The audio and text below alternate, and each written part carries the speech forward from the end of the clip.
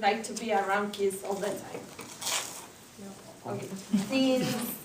So most of you, like, since I was a little kid, I like to be around kids all the time too. I took care of my little cousins and all the little kids that were around.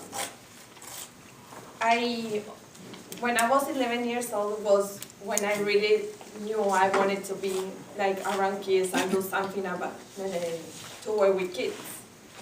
And that was because my little cousin was born. And since then, my aunt only believed in me that I could take care of her. And I took care of her as she was my own child. So I took her for a walk. I was the only one that could grab her and don't be around adult supervision and all that. So since that moment, everybody that asked me what I wanted to be when I grew up, I said I want to be somebody that is around kids. I also said I wanted to be somebody like a nurse. When the babies come out, I will be the ones that be there and take care of the baby and all that. But that changed over the years. Since that year when I was 11 years old was when I was moving here. We had to get a shot, and my sister made up this story, and since then I couldn't be around shots because I would faint. So that changed everything because to be a nurse, you have to be around shots and all that. Another thing that helped me choose I want to be with kids, working with kids, was that I worked since I was 13 years old. I work in an amusement park with my dad. We own it. So I took care of kids. I get them in the rides. When they get lost from their parents, I'm the one that is there to help them and entertain them until the parents come and pick them up and help them like be so happy and come back and remember us. So when I graduated from high school, I entered Berry University as a student, but I was in the major of athletic training. I've been accepted as athletic training, and the first year I did that. So I was in the clinic, helping there, but I didn't get the grades I wanted, so I thought this is not really what I wanted to do. So that made me change. And the second year of the university, I took like an undecided student.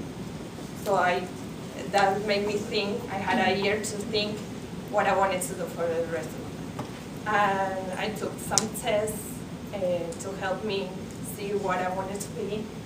And every test that I took, it told me that I had to be an education teacher, an early childhood teacher. So that's why I changed my major to early and middle school teacher, and that's when I got better grades. I started getting better grades, be happy, and all. But it wasn't that easy to be in education. For each class that we had to do in education, we had to do 10 hours of hours to work with kids and all that. So being there, it was really difficult to get into school.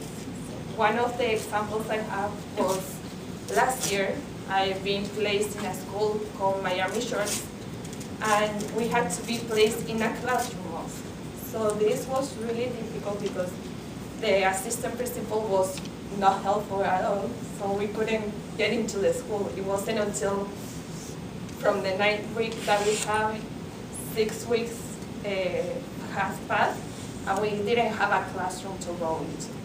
So in this class this year I had to do 20 hours, and I had to do two classes, present 2 classes to the classroom, and I didn't have a classroom. So my stress was up to here.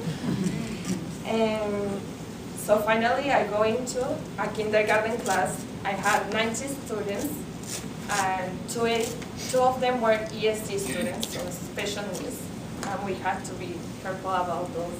They have anger management, some of them, so it was a very difficult time, but it was good. I have I had a great experience with them. And the last thing that we had to do is prepare this big lesson plans, 3 pages lesson plans that says step by step what we had to do in the classroom for the lesson. So we had to prepare this and then give it to the class. And we were being supervised by a supervisor that Perry University gave us. So that, if you want, we can pass it out. And they will observe us and help us see where we have to improve or where we don't have to.